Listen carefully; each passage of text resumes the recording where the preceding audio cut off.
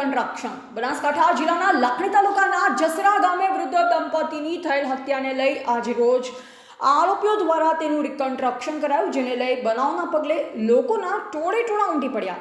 રાજ્ય પોલીસના state monitoring PI તરીકે ફરજ બજાવતા એવી પટેલના માતા પિતા વરદાજી પટેલ અને હોસીબેન પટેલની હત્યાના કેસની તપાસ માટે જિલ્લા પોલીસે અલગ ટીમો બનાવી, જેમાં તપાસ દરમિયાન પોલીસે જસરા ગામના સુરેશભાઈ સામળાભાઈ પટેલ અને સામળાભાઈ રૂપાભાઈ પટેલને ઝડપ્યા, જેની સાથે ડીસા રામપુરાના ઉમાભાઈ ચેલાજી પટેલ અને ભુવાજી દિલીપજી મફાજી ઠાકોરની ગણતરીના જ કલાકોમાં ધરપકડ કરાઈ।